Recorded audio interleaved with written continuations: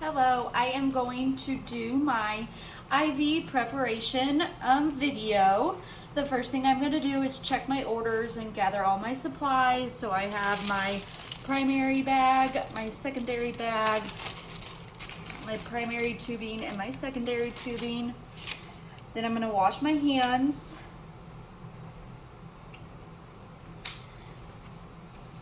And then I am going to apply my gloves.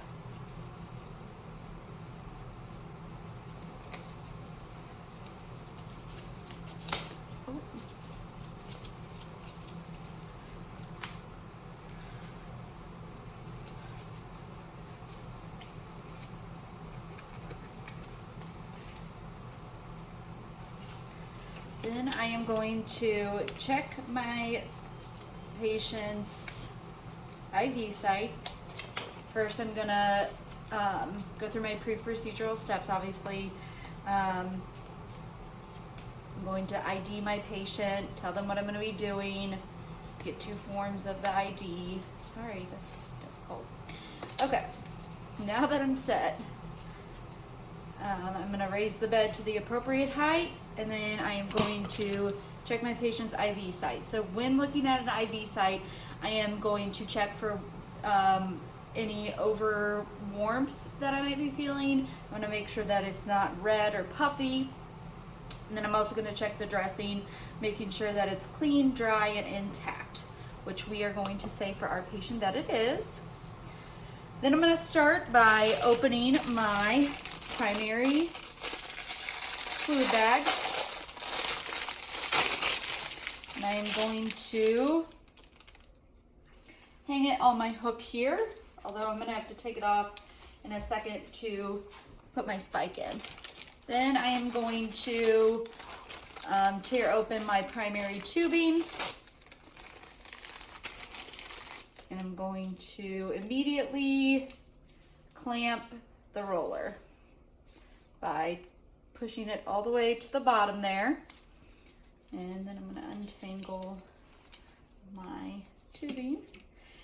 And the reason why we immediately roll the clamp down is to ensure that when we hook it all up, nothing is coming, when we hook the tubing up to the bag, that nothing is coming out of the end.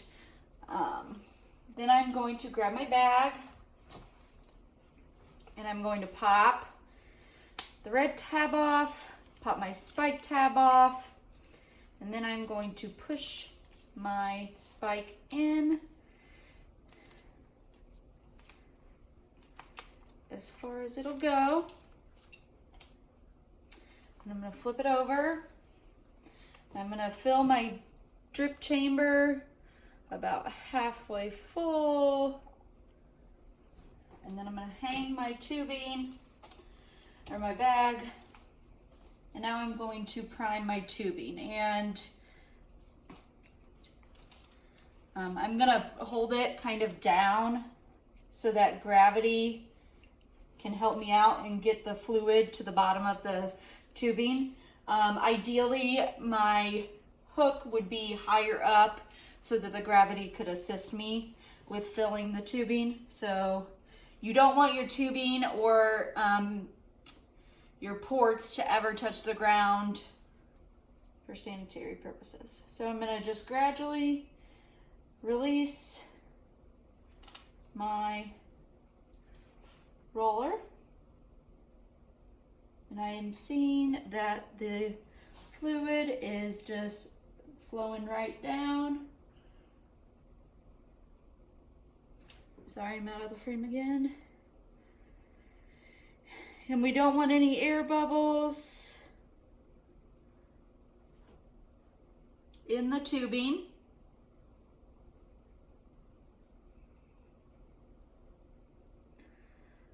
And we just want to make sure that it gets all the way down to the very tip of the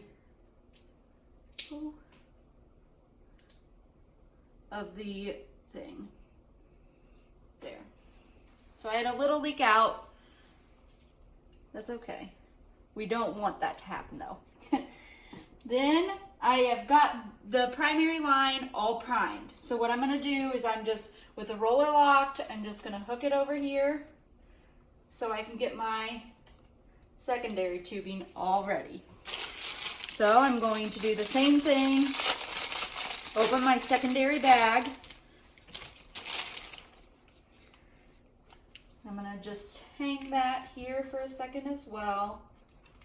Oops. I'm just gonna hold it here. Then I'm gonna open my secondary tubing. And in this, first I'm gonna clamp right away.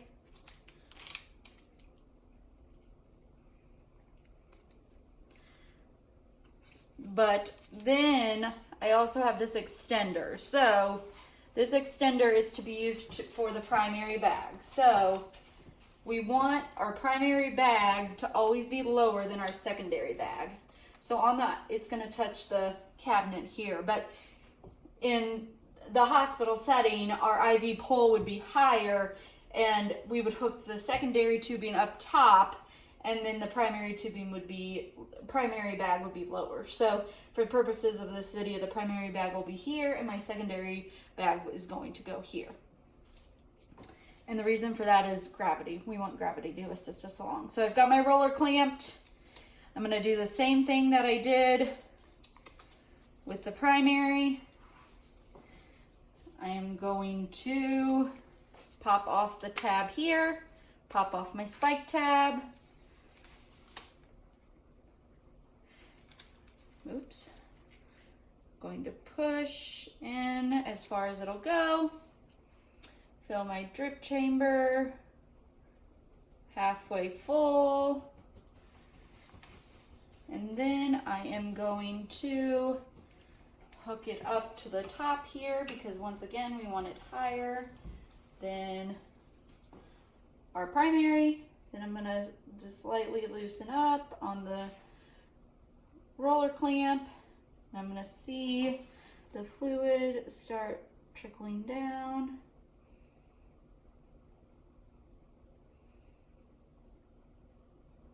Slowly.